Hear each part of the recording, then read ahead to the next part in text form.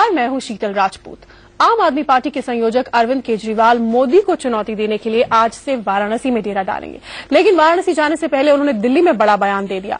केजरीवाल ने कह दिया कि उनके पास कई संपादकों के फोन आ रहे हैं और सबका यही कहना है कि बीजेपी उन्हें अपने पक्ष में खबर चलवाने के लिए डरा रही है, धमका रही है। ऐसे में बीच बहस का पहला बड़ा सवाल तो यही है कि क्या वाकई बीजेपी वाले संपादकों को धमका रहे हैं।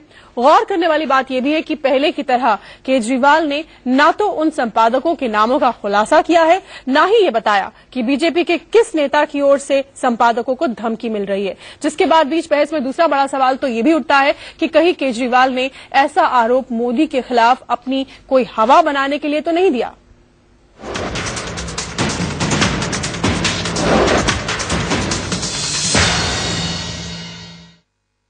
बहुत सीनियर एडिटर से बात होती है, वो कहते हैं जी सीधे बीजेपी वालों के फोन आ रहे हैं आजकल, हमारी सरकार आने वाली है फिर देख लेना, हमारी सरकार आने वाली है फिर देख लेना, छोड़ेंगे नहीं तुम।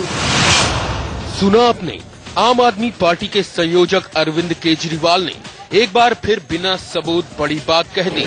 केजरीवाल के मुताबिक उनके पास कई संपादकों के फोन आ रहे हैं और कई संपादकों का कहना है कि बीजेपी वाले उन्हें डरा रहे हैं।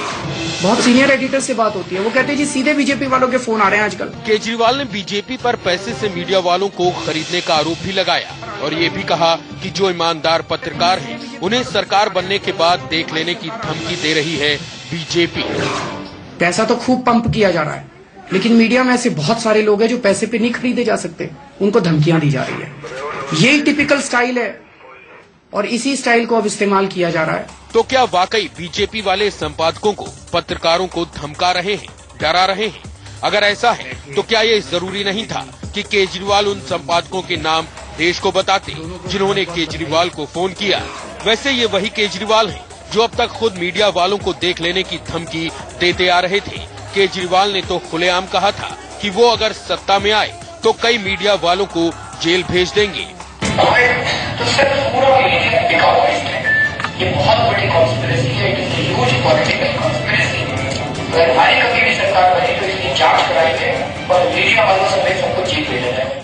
ऐसे में बड़ा सवाल तो ये भी है कि जो शख्स खुद मीडिया पर उंगली उठाता रहा हो, मीडिया वालों को जेल भेज देने की धमकी देता रहा हो, उस शख्स के यू टर्न पर जनता और मीडिया भला कैसे भरोसा करे? सिर्फ केजरीवाल के कहने पर ये कोई कैसे और क्यों मान ले कि बीजेपी वाले मीडिया वालों को धमकाते हैं? बड़ा सवाल तो ये पूछा जाना चाहिए कि केजरीवाल ने 360 डिग्री के कोण पर घूमते हुए मीडिया वालों की तरफदारी वाराणसी रवाना होने से ऐन पहले क्यों की? क्या केजरीवाल ये सोच रहे हैं कि वो वाराणसी जब पहुंचे तो इस बयान से पिघलकर मीडिया उनके हर गलत को भी सही दिखाना शुरू कर दे? दिल्ली से शिवानी त्यागी के साथ ब्यूरो रिपोर्ट, इंडिया न्यूज। तो ये जो बयान दिया अरविंद केजरीवाल ने, एक बार आपको फिर से सुनवाते हैं। पूरा देश खतरे में है। मीडिया में मैं बात कर रहा हूं, मैं मीडिया को बहुत बोलता रहता हूं, लेकिन आज मीडिया बहुत डरा हुआ है। बहुत सीनियर एडिटर से बात होती है, वो कहते हैं जी सीधे बीजेपी वालों के फोन आ रहे हैं आजकल, हमारी सरकार आने वाली है फिर देख लेना, हमारी सरकार आने वाली है फिर देख लेना, छोड़ेंगे नहीं तुमको। आज मतलब पैसा तो बहुत बड़ा खेल खेल ही रहा है, पैसा तो खूब पंप किया जा रहा है, लेकिन मीडिया में ऐसे बहुत सारे लोग हैं जो पैसे पे नहीं खरीदे जा सकते, उनको धमकियां दी जा रही है। यही टिपिकल स्टाइल है और इसी स्टाइल को अब इस्तेमाल किया जा रहा है। और इस पर बहस करने के लिए हमारे साथ खास मेहमान जुड़ गए हैं। हमारे साथ स्टूडियो में जुड़ गए हैं वरिष्ठ पत्रकार एनके सिंह, हमारे साथ कांग्रेस के प्रवक्ता प्रेमचंद्र मिश्रा पटना से जुड़े हैं। थोड़ी देर में हमारे साथ जुड़ेंगे श्याम गुप्ता, आम आदमी पार्टी के नेता, और शायना एनसी बीजेपी की नेता भी। पहले मैं बात करूंगी एनके सिंह जी से। एनके सिंह साहब, अरविंद केजरीवाल का जो सुर बदला हुआ है, आज वो कह रहे हैं कि बीजेपी वाले संपादकों को धमका रहे हैं। कल तक तो वो कह रहे थे कि संपादकों पे आरोप लगा रहे थे कि वो अपने रिपोर्टर्स को डराते हैं, धमकाते हैं कि इनके खिलाफ खबर चलाओ, ये करो वो करो। अब कह रहे हैं कि बीजेपी वाले संपादकों को धमका रहे हैं। नहीं, मुझे लगता है कि पिछले 6 महीने में अरविंद का पूरा सोच, थॉट प्रोसेस ही बदल गया है और एक सीरियस मकाम पे आ गया है। अभी कल तक वो मीडिया वाले, पूरे मीडिया वाले बिके हुए हैं और हम आएंगे तो सबको जेल भिजवा देंगे। अभी कल तक वो मीडिया को जेल भिजवा रहे थे। आज बीजेपी वालों को और नरेंद्र मोदी की सरकार जब आएगी तो वो सब मीडिया को क्या करेगी इस पे कर रहे हैं। मुझे लगता है कोई संतुलन की प्रॉब्लम है इनकी। जो बैलेंस होता है पॉलिटिकल कंडक्ट में, वो कहीं मेरे ख्याल से ये गड़बड़ हो गया है, जिसकी वजह से ये दिक्कतें आ रही हैं। वो एक जन आंदोलन की उपज थे। अच्छा होता कि वो करप्शन के बारे में बात करते, अच्छा होता कि वो सिस्टम के अगेंस्ट जो गलतियां हैं उसके बारे में बात करते, और तभी जन आक्रोश को रियली रिफ्लेक्ट कर पाते। लेकिन आज जो कुछ भी हो रहा है उससे लग रहा है कि ये करप्शन वाला इशू तो उन्होंने किनारे छोड़ दिया है। अब उनको करप्शन से कोई लेना देना नहीं, क्योंकि पॉलिटिकल प्रोसेस में है। अब उनको डिफरेंट इंस्टीट्यूशंस को शूट एंड स्कूट एक होता है अंग्रेजी में मुहावरा की ढेला मारो और भाग जाओ। तो अब ये हर इंस्टीट्यूशन को ढेला मार रहे हैं और भाग जा रहे हैं। मैंने आज तक नहीं देखा, जनरलाइज्ड प्रोपोजिशन में बात करना तर्कशास्त्र की सबसे बड़ी गलती होती है। आप स्पेसिफिक्स में बात करें। आपने ये कह के पूरे मीडिया को मिलाइन कर दिया पहले, अब आप पॉलिटिकल सिस्टम को मिलाइन कर रहे हैं। ऐसा तो नहीं, बनारस में आज से जा रहे हैं कैंपेन करने के लिए, कई रोज वहां रहेंगे नॉमिनेशन से पहले, तो ये अब बीजेपी को टारगेट करके एक तरह से फिर से नहीं। कब ऐसा हुआ है आप बताइए, जबकि इनको कम कवरेज अभी दी गई हो। आप जब ये कह रहे हैं, मीडिया को आपने जब कहा कि नहीं वो उनको जेल भिजवा देंगे, तब भी आपको पूरा कवरेज दिया गया। आज आपके हर कंडक्ट को, हर एक्सटर्नल एक्सपोजर को पूरा कवरेज दिया जाता है। आप वहां, मुझे लगता है कि बनारस जाने के पहले उन्होंने इसलिए छोड़ दिया कि ये कम से कम चर्चा में रहेंगे, या जब वहां जाएंगे तो लोग पूछेंगे। चर्चा में रहेंगे, बेसिकली चर्चा में रहने का ही तो सारा खेल है। हमारे साथ प्रेमचंद मिश्रा जुड़े हुए हैं। प्रेमचंद जी, जो आज केजरीवाल ने बयान दिया कि बीजेपी वाले जो हैं वो कुछ संपादकों को डरा धमका रहे हैं, उनको ब्लैकमेल कर रहे हैं, कह रहे हैं कि हम सत्ता में आएंगे तो ये कर देंगे वो कर देंगे। कल तक ये खुद केजरीवाल कह रहे थे कि हम सत्ता में आए तो कुछ मीडिया वालों को जेल में भेज देंगे जो बायस्ड है, ये है वो। नहीं, सभी कहा था उन्होंने। हाँ, सभी मीडिया वाले बिके हुए हैं और हम आए तो उनको जेल में भेज देंगे। तो इसमें क्वालिफाई ये करता है कि सभी को बिका हुआ मानते और सभी को जेल। आज कह रहे हैं कि उनको मीडिया को खरीदने की कोशिश कर रही है बीजेपी, धमका रही है।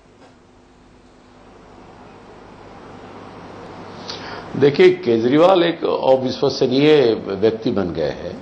अब उनके इस तरह की बातों का मेरे ख्याल से कोई मायने मतलब नहीं रखता है। आपने ठीक ही कहा है, एनके सिंह जी ने कहा कि खबरों में बने रहने के लिए ही ये लोग ऐसे हरकत करते हैं। और जहां तक रही बात मीडिया को लेकर, स्टैंड को लेकर, तो उसमें नरेंद्र मोदी हो, भाजपा हो या केजरीवाल जी हो, दोनों में बड़ी समानता है। इन दोनों ने हमेशा थोड़ी भी अप्रिय समाचार छपने को लेकर जो रिएक्शन इन लोगों का आता रहा है वो सबको पता है। मीडिया को लेकर बीजेपी कोई बहुत ही प्रो मीडिया है या बहुत लोकतांत्रिक मूल्यों की बात करने वाली पार्टी, ऐसा मैं नहीं मानता हूं। गुजरात विधानसभा में मीडिया को आज भी अलाउ नहीं किया गया है कि आप जाके उसको कवरेज दिखाइए विधानसभा की कार्रवाई, जबकि प्राय सभी राज्यों में ऐसा है। तो कई ऐसे मामले हैं जहां मीडिया को लेकर नरेंद्र मोदी का एटीट्यूड जग जाहिर है। लेकिन मीडिया तो ऑलरेडी जितनी प्रमुखता हो सकती है वो नरेंद्र मोदी को दे रहा है। तो नरेंद्र मोदी या भाजपा को मीडिया को धमकाने की जरूरत क्या पड़ेगी? इतने आपके पूर्व सहयोगी कह रहे हैं, आपके पूर्व सहयोगी, हम नहीं कह रहे, आपके पूर्व सहयोगी कह रहे हैं। हमारे साथ शाइना एमसी बीजेपी की नेता जुड़ गई हैं। शाइना, बड़ा आरोप है ये बीजेपी पर केजरीवाल का कि बीजेपी जो है वो संपादकों को धमका रही है, कह रही है कि हम सत्ता में आएंगे तो ये कर देंगे वो कर देंगे। बिल्कुल बेबुनियाद आरोप है। केजरीवाल जी के प्रति वो प्रतिक्रिया देने की आवश्यकता भी है या नहीं? शाइना की आवाज ठीक से हम सुन नहीं पा रहे, हमारे दर्शक भी, हम उनके पास फिर चलेंगे। लेकिन एनके जी, मेरा सवाल ये बहुत चिंताजनक है। एक उम्मीद बनकर आए थे अरविंद केजरीवाल, एक अलग तरह की राजनीति की उम्मीद लेकर आए थे, लेकिन जिस तरह की हरकतों पर वो उतर आए हैं, हर घटना के साथ उनका बयान बदलता है। मीडिया पे पहले वो आरोप लगा रहे थे, मीडिया को कह रहे थे कि नरेंद्र मोदी ने मीडिया को खरीद रखा है। अब वो ये कह रहे हैं कि बीजेपी उनको डरा रही है, फिर बीच में कहते हैं कि हम सारा मीडिया हमें गलत दिखाता है। तो वाकई ये संतुलन गड़बड़ाने वाली ही बात है। हाँ, नहीं, एक चीज प्रेमचंद जी ने बड़ी सही कही है कि इनटॉलरेंट है, इसमें कोई दो राय नहीं कि मोदी अपने क्रिटिसिज्म को लेके काफी इनटॉलरेंट है। मैं बीजेपी के बारे में तो नहीं कहूंगा, कांग्रेस को कंपैरेटिवली मैं पाता हूं कि टॉलरेंट रही है। हम लोग उनसे 10 साल से डील कर रहे हैं, 5 साल से तो लगातार हमारा ब्रॉडकास्ट एडिटर्स एसोसिएशन उनके साथ इंटरेक्ट करता है और तमाम चीजें गवर्नमेंट के बारे में कही, लेकिन कभी नहीं मुझे लगा कि कांग्रेस एक लिमिट से बियॉन्ड जा रही हो और प्रेशराइज कर रही हो, जबकि वो पावर में थी। तो ये बात सही है कि मोदी के बारे में अगर ये परसेप्शन है पब्लिक का, तो गलत नहीं है कि वो इनटॉलरेंट है क्रिटिसिज्म को लेके। लेकिन मीडिया को इससे बहुत ज्यादा अंतर नहीं पड़ता। अरविंद केजरीवाल जो कह रहे हैं, मुझे आज तक किसी एडिटर की कंप्लेंट नहीं मिली। हाँ, वही मेरा अगला सवाल यही था कि क्योंकि ब्रॉडकास्ट एडिटर्स एसोसिएशन से आप जुड़े हुए हैं, तो क्या किसी संपादक ने इस तरह की शिकायत की या डर जताया कि हमें फोन आ रहे हैं, बीजेपी हमको धमका रही है? नहीं, ऐसा कभी नहीं हुआ है इस तरह का, और ये हम लोग सक्षम हैं, हम लोग हैंडल करने के लिए। इसमें अरविंद केजरीवाल को परेशान होने की जरूरत नहीं है। मीडिया सक्षम है। मीडिया यूपीए 2 गवर्नमेंट थी, उस समय भी एक लेजिस्लेशन लाने की कोशिश हुई थी, लेकिन वो हम लोगों ने जब एक फर्म डिसीजन लिया तो मुझे सोनिया गांधी से भी मिला था, प्राइम मिनिस्टर से भी मिला था, और सब लोगों ने एश्योर किया, और कभी भी वो बिल नहीं, वो कानून नहीं आया मीडिया के खिलाफ। तो मैं ये मान सकता हूं कि एडिटर्स की संस्था बहुत ही स्ट्रांग है, इसलिए अरविंद केजरीवाल को इसके लिए परेशान होने की जरूरत नहीं है। बिल्कुल। शाइना हमारे साथ फिर जुड़ गई हैं। शाइना, अगर आप अब मुझे सुन पा रही हो, तो केजरीवाल का बड़ा आरोप है बीजेपी पर कि बीजेपी के लोग जो हैं वो संपादकों को धमका रहे हैं। बड़ी चिंता हो रही है केजरीवाल को पत्रकारों की, संपादकों की। बिल्कुल बेबुनियाद है।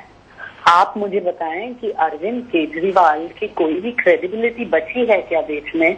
जिस ढंग से वो आरोप के ऊपर आरोप लगाते रहते हैं जो बिल्कुल बेबुनियाद है। आप मुझे बताएं कि मीडिया वाले को हमने धमकी नहीं दी। सबसे पहले तो आप पार्टी के अरविंद केजरीवाल ने कहा कि हम आएंगे सत्ता में तो हम भेजेंगे उनको जेल में। तो ये प्रतिक्रिया किसने दी? और उसके बाद वो कहते हैं कि भारतीय जनता पार्टी ने ये ठान लिया कि हम मीडिया वाले से ये संघर्ष करेंगे कि जो आप हमारे लिए पॉजिटिव कवरेज न दे तो हम आप देखेंगे कि किस ढंग से आपके साथ सलूक किया जाए। ये भाषा उनकी है जो वो हमारे नाम पे ये खेल खेल रहे हैं। जनता सब कुछ जानती है। भारतीय जनता पार्टी को ये नकारात्मक राजनीति करने की आवश्यकता नहीं है और हम करेंगे भी नहीं। जहां तक अरविंद केजरीवाल का सवाल है, जो वो आरोप लगाते हैं तो उनको सब्सटैंशिएट करने की आवश्यकता है। जो वो एक नाम भी नहीं दे सकते हैं तो वो कैसे ये आरोप लगा सकते हैं कि भारतीय जनता पार्टी ऐसे काम कर रही है? और हमें ये काम करने की आवश्यकता भी नहीं, क्योंकि हम पब्लिसिटी क्रेजी नहीं है। हमारे नेता नरेंद्र मोदी जी की जो लोकप्रियता है वो हर वर्ग हर स्तर में दिखाई देता है।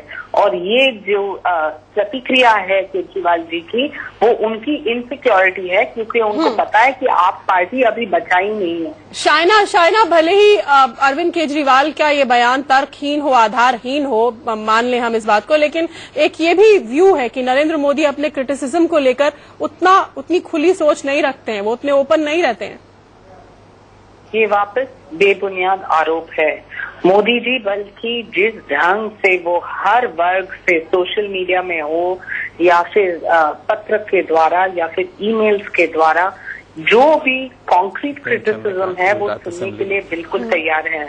लेकिन ऐसे अटेंशन क्रेजी लोग जो सिर्फ हमारे साथ जो कांग्रेस के प्रवक्ता मौजूद है शाइना, उनका ये कहना है कि गुजरात असेंबली की प्रोसीडिंग्स जो है वो जनता के सामने लाइव ही नहीं जाती हैं, कवरेज की इजाजत भी नहीं है। देखिए, आप ऐसे चेरी पिक करेंगे तो मैं आपको 100 दूसरे उदाहरण दे सकती हूँ जहां मोदी जी ने जो सोच विचारधारा है इस सवाल के क्या जवाब रैली में उन्होंने प्रस्तुत किया है।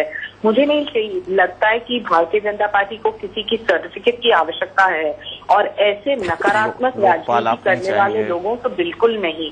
ये बगावत की राजनीति बहुत हो चुकी है, हमने देखा है और देश ने देखा है। एनके सिंह साहब, बगावत की राजनीति खेलती साइना, ये एक्चुअली सवाल इनका ये था। मैं एनके सिंह बोल रहा हूँ और मैं किसी पॉलिटिकल पार्टी का नहीं हूँ। सवाल जो था, प्रेमचंद जी ने अभी अभी कहा, मेरे ख्याल से वो आप क्लैरिफाई करेंगे तो ज्यादा अच्छा रहेगा कि असेंबली में का कवरेज वैसे आज तक कभी भी बैन नहीं हुआ। एक बार कर्नाटका में हुआ था जिसके हम लोग इंक्वायरी करने गए थे, इमीडिएटली उसको उन्होंने ऑन कर दिया। बैन करना या लोकायुक्त को न लाना, कहीं लगता नहीं है कि जो डेमोक्रेटिक इंस्टीट्यूशन है जिसमें एक्सप्रेशन होता है, उसको नरेंद्र मोदी की गवर्नमेंट इनटॉलरेंट रही है पिछले कुछ वर्षों में? बिल्कुल अच्छा सवाल आपने पूछा है और इसका जवाब भी स्पष्ट रूप से मैं देना चाहती हूँ।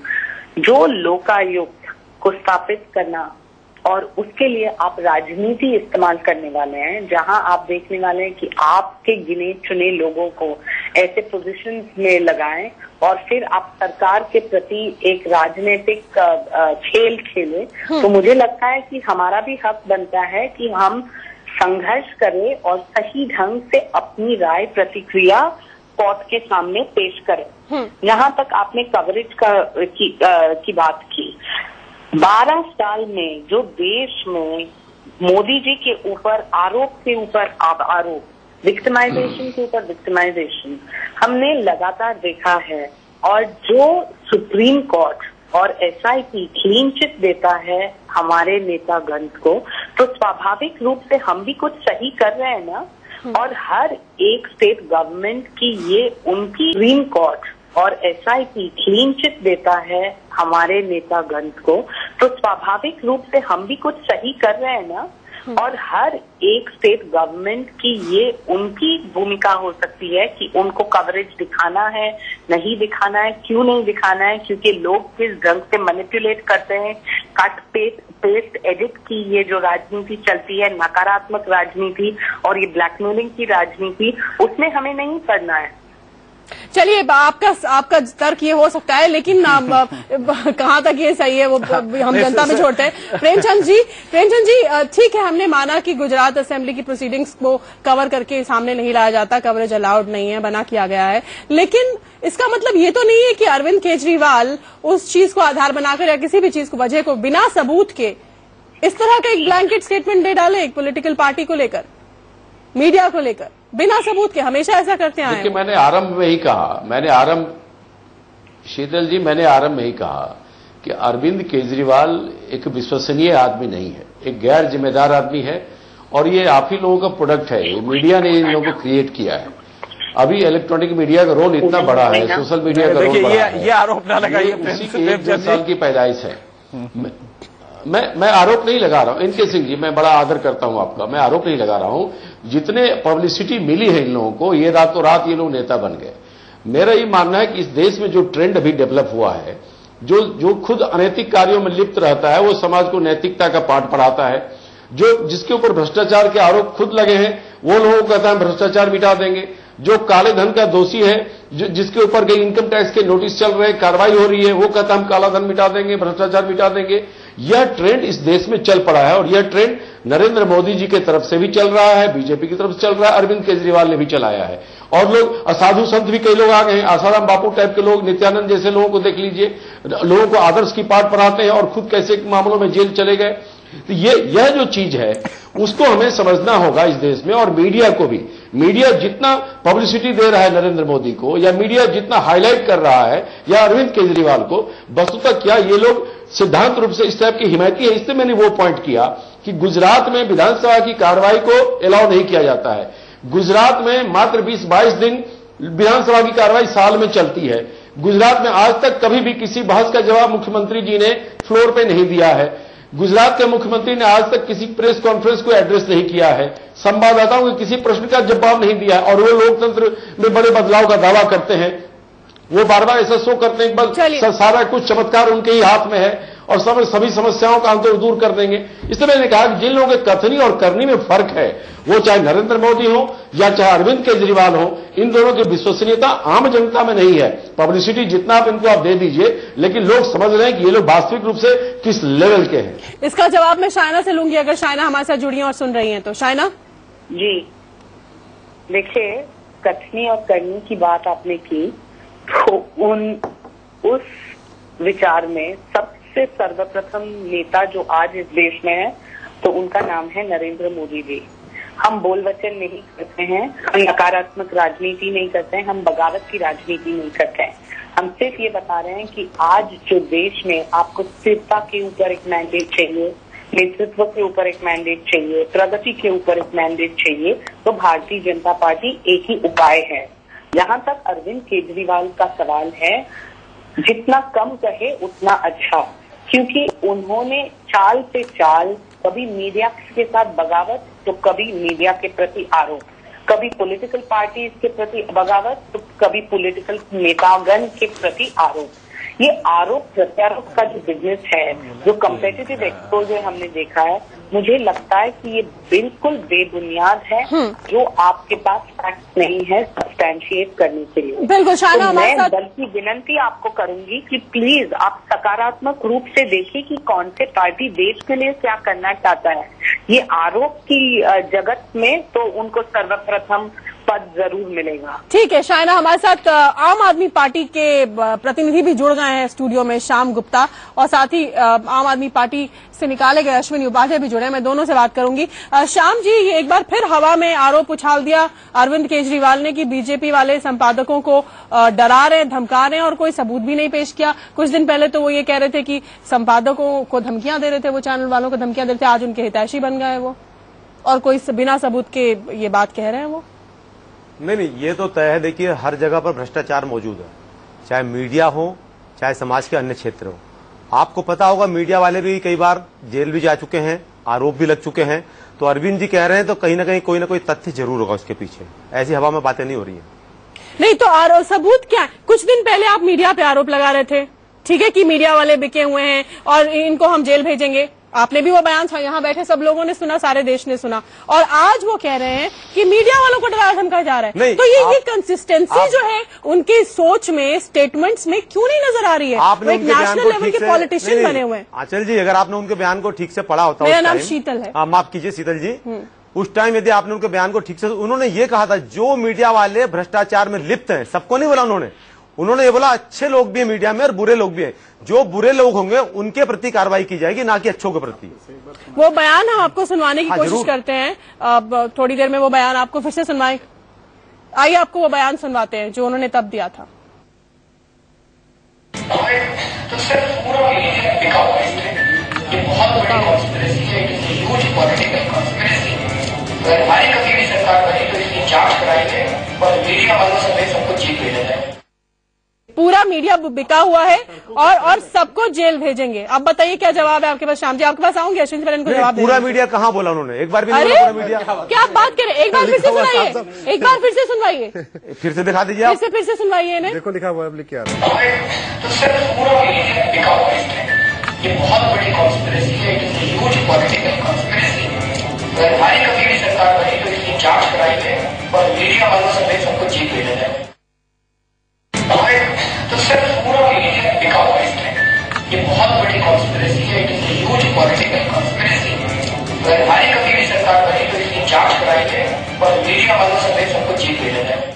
बताइए आप क्या? सीधा सीधा मतलब है, यदि मीडिया में कुछ लोग गलत हैं, पूरा मीडिया गलत है, मैं बता रहा हूँ, यदि पूरा मीडिया भी गलत है, भी गलत है, नहीं वो पूरा मीडिया, मैं आपसे यही कह रहा हूँ ना, सीधा वो चीज लेकिन तब आएगी जब उसकी जांच होगी, और उन्होंने बोला है कि जांच होगी, उसके पश्चात वो कह चुके हैं कि पूरा मीडिया जांच में यदि हम लोग गलत पाए जाते हैं, हो सकता है कल को मैं गलत हो जाऊं या कोई सामने वाला व्यक्ति गलत हो जाए। कह दिया पूरा मीडिया बिका हुआ है, जांच की बात बाद में आई। मैं शीतल जी वही आपसे कह रहा हूं, यदि पूरा मीडिया बिका हुआ है, जांच में ये बात सामने आती है तो कार्रवाई तो होनी चाहिए ना उसके ऊपर। अब आप उसको घुमाइए अपने अंदाज में। घुमा नहीं रहा हूं बिल्कुल, अच्छा चलो ठीक है, चलो ये भी चलो मान लें आपकी बात की, आपका इंटरप्रिटेशन हम मान लेते हैं। तो उस वक्त मीडिया गलत था, आज मीडिया डराया जा रहा है, आज वो मीडिया के हितैषी हो गए क्योंकि आज से बनारस में कैंपेन शुरू करना है उनको, और बीजेपी धमका रही है और बीजेपी के नरेंद्र मोदी सामने है। नहीं, एक बात तो देखिए सीधे आऊंगी अश्विनी जी आपके पास, इनको जवाब देने दीजिए पहले। मैं आपसे सीधे एक बात कह रहा हूं, जिस प्रकार से आज मीडिया के काफी बड़ा एक वर्ग जो है सिर्फ अरविंद जी को टारगेट कर रहा है और मोदी जी की हवा बनाने में लगा हुआ है और हमारे राहुल जी की हवा बनाने में लगा हुआ है। हम तो मीडिया के खिलाफ उनके बयान भी दिखा रहे हैं। नहीं दिखा रहे हैं, लेकिन उस मात्रा में नहीं दिखा रहे हैं जितना। क्या बात कर रहे हैं आप? आम आदमी पार्टी के प्रति हर रोज कवरेज में होते हैं, आज भी दिखा रहे हैं उनका बयान। बिल्कुल आपकी हमने आज वाला बयान भी दिखाया, लगातार दिखा रहे हैं, और एंटी मीडिया बयान भी दिखाया। आप दिखा रहे हैं अरविंद जी को नेगेटिव तरीके से, पॉजिटिव नहीं दिखा रहे आप लोग पॉजिटिव दिखा रहे हैं। ऐसे दिखाइए, आप लोग तय करेंगे। पॉजिटिव बताइए क्या है इसमें? नहीं, पॉजिटिव अच्छी चीजें दिखाइए ना आप लोग। अरे दिल्ली में जिस प्रकार दिल्ली में हमने जो भ्रष्टाचार की कमर तोड़ दी, उसको आप लोग बार बार क्या एक बार भी नहीं दिखाना चाहते हैं? जिस प्रकार अरविंद जी बनारस के अंदर जाकर के लोगों के साथ जुड़ रहे हैं, मिल रहे हैं, बातें कर रहे हैं और भ्रष्टाचार के खिलाफ डायरेक्ट लड़ रहे हैं, उसको आप लोग नहीं दिखा रहे हैं। आप लोग सिर्फ ये दिखा रहे हैं अरविंद की खांसी ठीक नहीं हुई, अरविंद ने ये बोल दिया, मीडिया भी कहा। तो आप छोड़िए, आज उन्होंने जो बयान दिया हम उस पर चर्चा कर रहे हैं। हम न्यूज चैनल में जो एकदम करंट टॉपिक होता है उस पर चर्चा होती है। आज उन्होंने बयान दिया तो आज हम इस पर चर्चा करेंगे ही करेंगे, क्यों नहीं करिए? इसमें बिल्कुल जरूरी है। तो इस पे जवाब चाह रहे हैं ना आपका? जवाब दे रहा हूं ना, क्यों है? एक राष्ट्रीय स्तर के नेता है ना आपके, वो ये तो आप मानती है ना, बदलाव की बात करते हैं देश में, बदलाव की राजनीति की बात करते हैं, तो इतने कॉन्ट्रडिक्शंस क्यों है उनकी सोच में और स्टेटमेंट्स में? नहीं, बिल्कुल उन्होंने ठीक कहा, यदि सारे के सारे हमाम में नंगे हैं तो सबके ऊपर कार्रवाई होनी चाहिए। और आज वो कह रहे हैं कि लेकिन उन्होंने एक बात जोड़ी है, किया हुआ है, एक बात जोड़ी है कि जांच के पश्चात यदि जांच में गलत पाया जाता है, कोई भी शख्स हो, कोई भी व्यक्ति हो, कोई भी समाज का क्षेत्र का अंग हो सकता है, वो जांच के बाद यदि हम भी गलत पाए जाते हैं आम आदमी पार्टी के लोग, तो हमारे ऊपर भी कार्रवाई होनी चाहिए। एनके जी। नहीं, मैं कुतर्क का जवाब नहीं देता हूं। अरविंद हमारे अच्छे मित्र हैं। एक जन आंदोलन की उपज है। अच्छा होता कि वो करप्शन को लेके एक उस जन आंदोलन के एस्पिरेशंस को फुलफिल करते और उसके मुद्दे को लेके चलते। कहीं भटकाव पूरी तरह से आ गया है और मुझे लगता है कि ये भटकाव उनके लिए नुकसानदेह है। मैं समझता हूं कि इसको छोड़ के कि मीडिया क्या है, मीडिया सक्षम है अपने को वो करने में, किसी मोदी से वो नहीं डरता और मोदी ऐसे 500 भी आ जाएं तो मीडिया को बहुत दिक्कत नहीं होगी। बहुत स्ट्रांग है इंडिया में मीडिया और ये अरविंद भी जानते हैं। अरविंद को ये कहा जाता है कि अरविंद हमारे क्रिएशन है, हालांकि हमारे नहीं, हम जन आंदोलन को रिफ्लेक्ट कर रहे थे, उसके वो चूंकि प्रोडक्ट थे इसलिए वो रिफ्लेक्ट हो गए, अदरवाइज हम जन आंदोलन को रिफ्लेक्ट करते हैं। अरविंद को चाहिए कि कम से कम अपना जो जन आंदोलन था जिस मुद्दे पे, उसी पे कन्फाइन करें, बजाय इसके कभी मीडिया पे चले गए, कभी उस पे चले गए। ये शूट एंड स्कूट उनकी गरिमा के खिलाफ है, जनता इसको नहीं लाइक कर रही। हुआ नहीं। अश्विनी सिंह साहब, एक्चुअली केवल अरविंद के लिए नुकसानदायक नहीं, ये तो पूरे देश के लिए नुकसानदायक है। देश का भरोसा टूट गया है। अब किसी के ऊपर लोग भरोसा नहीं करेंगे। कोई भी आप भ्रष्टाचार का आंदोलन करिए, लोग भरोसा नहीं करेंगे। अरे यार, ये बंदा कल को जाके अपनी पार्टी बनाएगा और पार्टीबाजी के चक्कर में दुनिया को बेवकूफ बनाएगा। वो कर क्या रहे हैं? कहते कुछ और हैं, सोचते कुछ और हैं, कर कुछ और है। अब अगर उसके ऊपर मीडिया दिखा रहा है तो गड़बड़ क्या किया? मीडिया को नैतिक रूप से भ्रष्ट बनाने की शुरुआत करने वाला, अगर मेरे को अपनी उसमें जो समझ में आती है, वो था लोकसभा की टिकटों की लालच देके वो शुरुआत एक गलत परंपरा अरविंद ने डाली है और उसके पहले किसी नहीं डाला था। उसमें आप एक दो लोगों को आप सामने आ चुके हैं जो दिल्ली से लड़ नहीं। यशवंत जी, वो एक दो लोग लड़ रहे हैं, उससे इतना बड़ा नहीं पड़ता है। मीडिया को करप्ट करने के लिए अरविंद केजरीवाल के टिकट की जरूरत नहीं है। दिक्कत यह है कि आप मतलब आप विधायिका भी भ्रष्ट हो गई, कार्यपालिका भ्रष्ट हो गई। पटियाला हाउस के जज ने आपके खिलाफ फैसला दे दिया तो न्यायपालिका भ्रष्ट हो गई। मीडिया आपको अगर नहीं आपके फेवर में है तो मीडिया भ्रष्ट हो गई। की गरिमा के खिलाफ मतलब जो आपके खिलाफ चला जाए, आपको मतलब आप किसी की आवाज को रखना नहीं चाहते हो। मतलब वो इंटॉलरेंस जो दिखाई दे रहा है वो कहीं अरविंद के हिसाब से जो पब्लिक का आउटक्राई था, जो पब्लिक का एंगर था, उसको बहुत अच्छा। मैं एक बड़ा सीधा सा बताऊं, एक ऑटो वाले ने इनको थप्पड़ मारा था, उसके घर पे गए थे बात करने, और मैं इनके घर पे गया था बात करने के लिए भ्रष्टाचार को, हमसे नहीं बात किए, हमारे ऊपर आरोप लगा दिया कि आपको लोकसभा टिकट चाहिए। मैं इनके घर पे गया था कि भ्रष्टाचारियों को टिकट क्यों दे रही हो, इनको क्यों दे रहे हो, वो बात करने मैं घर पे गया, घर पे बात नहीं किए, और ऑटो वाले ने थप्पड़ मारा तो उसके घर दौड़े चले गए। मिला के उनका डबल स्टैंडर्ड है। बहस का वक्त खत्म हो रहा है तो केजरीवाल ने फिर बिना सबूत लगाए आरोप। इसी पर थी हमारी ये बहस। आप सभी का हमारे साथ जुड़ने के लिए धन्यवाद। फिलहाल एक ब्रेक के बाद भी खबरों का सिलसिला जारी है। देखते रहिए इंडिया न्यूज।